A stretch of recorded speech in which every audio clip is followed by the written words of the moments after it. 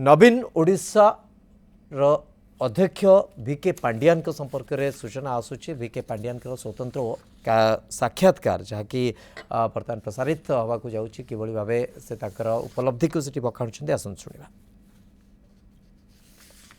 To all those people, retired employees, people who have invested their lifetime cost savings. Who must have given up anyway, right? Given up all hope. And I stayed for only 8 months. I'm just giving you that examples. Little bit of activism was always there. Then I went to Mayurbhanj, the largest district of the country. One of the largest districts of the country where you have this beautiful Simlipal. I was one of the youngest collectors there. In fact, when I joined there, one political leader came to meet me on a Sunday. So he mistook, when I met him, he asked, he smiled, and I met him in my residence office. I was wearing shorts and a t-shirt, met him. So he asked, where is your dad? I said, he is back home. Oh, when is he coming back? I couldn't get it. He may come anytime, he may come after 6 months. Then I realized that he confused my father for the collector, and I said, no, I am the collector here. Okay. So in Mayurbhanj, this is a tribal district. I realized that disabled people, because it's a very large district, differently abled people, persons with disability, or I call them a differently abled people, they were not getting certificates. For a differently abled person, he has to get that is the passport. And for that, he has to go to 5 offices, to 5 different government offices, you can imagine, for a differently abled person, to go to Tahsil office, to go to RTO office, to go to collector office, to go to block office, 5-6 offices he has to go to get his basic thing of a differently abled certificate. And then he has to go to the chief district medical officer office to get the certificate. He has to go in a queue. The board sits. If there are 500 people who have come or 100 people who have come, that day the board may take up only 20 people or 30 people. So the differently abled person has to come often, again and again, to get a certificate. It was a very painful process. So I took up this as a challenge, and we had decentralized single window camps throughout the state. A district which was giving 700 certificates in a year, we issued 19,000 certificates in 1 year through this system. And all 100% differently able who were identified were all rehabilitated with aids, appliances, corrective surgery. And for that, Mayurbhanj district got the first best district in rehabilitation of disabled. Okay. Then NREGS was introduced at that point of time. I introduced bank payment system. So I'm giving every example to show that little bit of an activist was always there. In fact, when I was doing this single window system, the doctors were not very supportive in the first instance. Nobody was supportive. Why? Because they have to move to different places. And it is a very transparent process. Transparency hits sometime. Correct. Yes. So the system was not very adaptive at that point of time, but later on the doctors had so much of satisfaction. They all came and praised it, sir, we never thought that this will work. Doctors, bureaucrats, officers, none of them believed that this can work actually. So, but it was pushed and we delivered. I got Helen Keller Award for this. Generally, it is given to activists. It's generally given to activists. Yeah, it's very rare for a bureaucrat to get Helen Keller Award for working for the differently able. For differently able. So you have the ability, and I think you take it up as a challenge to ruffle feathers if need be. No, I take the team along. I take the team along, but I'm very firm when I decide something to be done. I went to Ganjam district after that. Just one more example. That's South Odisha. Yeah, South Odisha. That used to be that is the chief minister's district as well. Yeah. Yes. So NREGS was introduced, National Rural Employment Guarantee Scheme. UPA had introduced NREGS. So at that point of time, there was no need for payments to be made in through bank. But that is where corruption was all happening. If you don't make bank payments of wages, leakages happen. You have to get the muster roll, you can manipulate the muster roll, you show 100 rupees, but you pay only 50 rupees or 60 rupees. So I decided that we will go ahead with bank payments. First of all, there was no concept of this opening mass bank accounts at that point of time. Now you have the Jan Dhan and all those schemes to open bank accounts. That time banks were also not ready to open zero balance accounts. It was not a policy. Yeah, correct. So, but somehow we convinced the banks. We opened about 1,20,000 bank accounts, zero bank accounts, when there was no policy. Okay. And many of our people's representatives went to the chief minister and said that this boy is little theoretical. He wants to pay all the bank wages through, wages through banks. Bank account. Which is not being done throughout the country. Why he is interested? It will boomerang on us. This was just before the 2009 elections. So they told him, why don't you convince him or why don't you counsel him and say that after elections, why don't you experiment this? Don't do this now. It's not going to help Because us. pilferage helps many people, right? Or one way is that, and second is that maybe Help you in are. the sense I want to put it in quotes. Help, if you know what I mean. Or one more way is that you don't know how it is going to roll out. It may actually anger the people to go to banks, collect money. Both are same. Both are equally true. Yeah. So you stop the pilferage. So they all went and the people's representatives went and suggested that why don't we implement this great idea after 2009 elections. So the chief minister called me and asked me, Mr. Pandian, is it practicable? Will you be able to get it done? I told, sir, my plan is to pay at least 100 crores through bank accounts to the people. You will see the impact, sir. Don't worry about political fallout. People will support. Trust me. He trusted me. Okay. And BJD, which was not getting all the seats in Ganjam, they will lose 2, 3, 1 like that. They got all the seats. People were so happy. The district and I was felicitated for being the best district in the country for NREGS. I think Mr. Manmohan Singh was the Prime Minister. He awarded. And they took me in the task force of NREGS in the central level. And one of the strong suggestions and case study which was given was from Ganjam.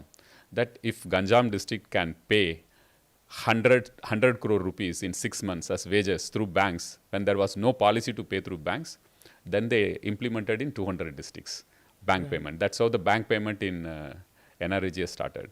So why I gave all these examples is there is a chief minister who appreciated all these pro-people initiatives. Yeah. And he appreciated the activist inside me as well. Yeah, because for a bureaucrat, it's almost impossible to do these kind of reformative changes without a political support, right? I think so. And in fact, many of my batchmates or many colleagues in IAS, they have all done well whenever there is a support like this. When you have a supporting chief minister, supportive political leader who is happy to take risk for the sake of people, then things change. Okay. So please tell me a little bit about the Jagannath Temple corridor, because that is also a huge task that was undertaken, and I believe that some very reformative changes have taken place for devotees who go to the temple, and it's the beating heart of Odisha. It is something that that signifies so much for people of the state. But before that, a short primer for viewers and listeners who may not know much about the Jagannath Puri temple. The Jagannath temple is a 10th century temple in Puri dedicated to the form of Vishnu. Puri is one of the 4 sacred sites or dhams of Hinduism, Badrinath, Dwarka and Rameshwaram being the other 3. For generations of Odiyas who could not do the parikrama or the circumambulation around the temple because of congestion and encroachment, this is a wonderful opportunity. A huge and ambitious project costing about 800 crore rupees. This was completed in January 2024.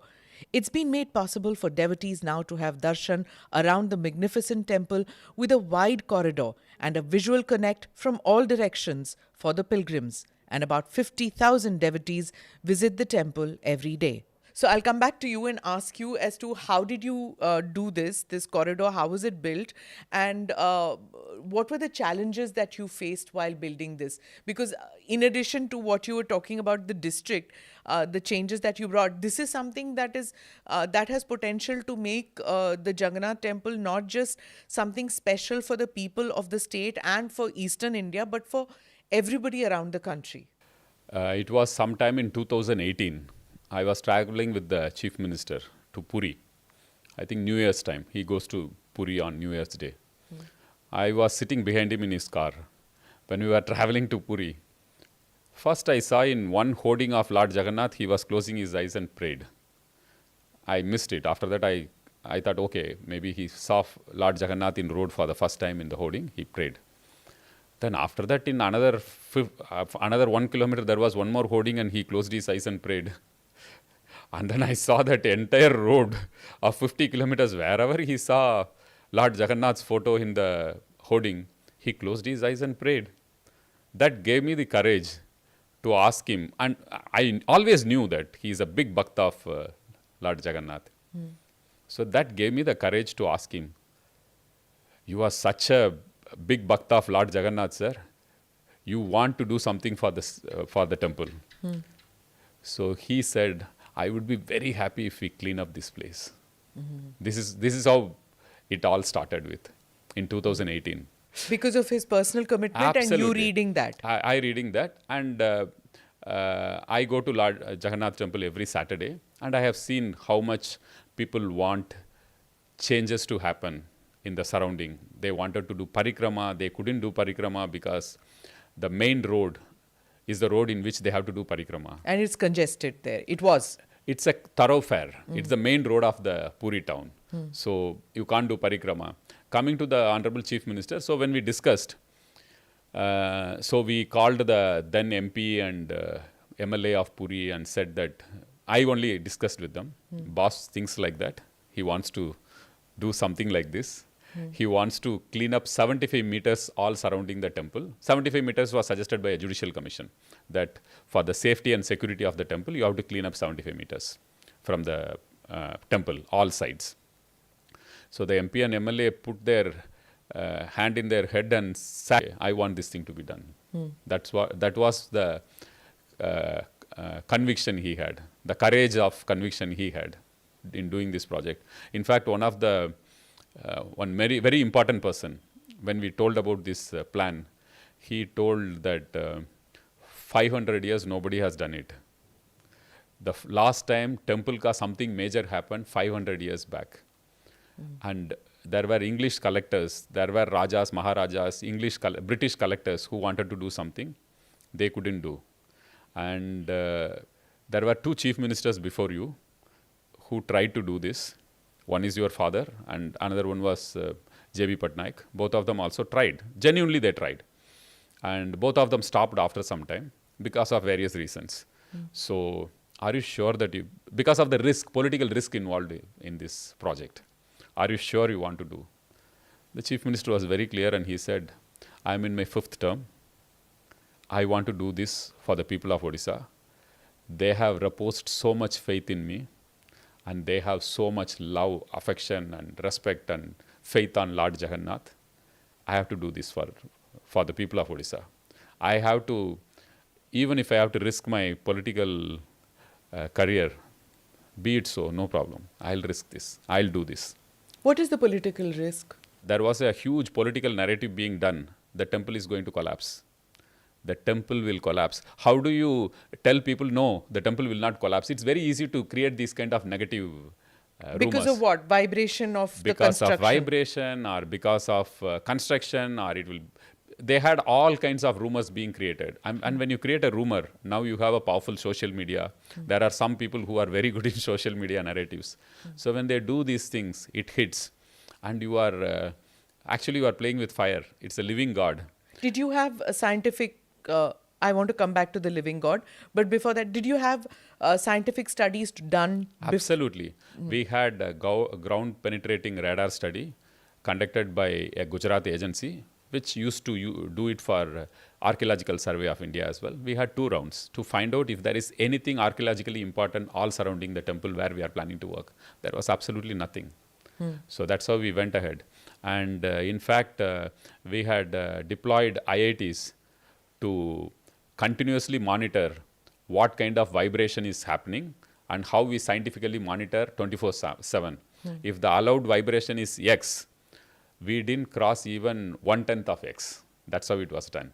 So it is very easy for people to create these rumors, number one, and create panic amongst people. When you create panic amongst people or rally people that this project is not going to help, then you are taking a political risk. And if it's a living God, rituals, everything have to happen on time. Okay, explain that to me, the living God. So Lord Jagannath has certain times in which he has to have food, certain number of times he changes his clothes, and before going to sleep there are rituals, there are continuous rituals. And those can't be put on hold for construction. No, it has nothing to do with that. But if people are not cooperating and people create a problem and dislocate the rituals, what kind of an impact it will have? Because we are going to relocate most of the Sevaites who are into the rituals and whose houses are being relocated.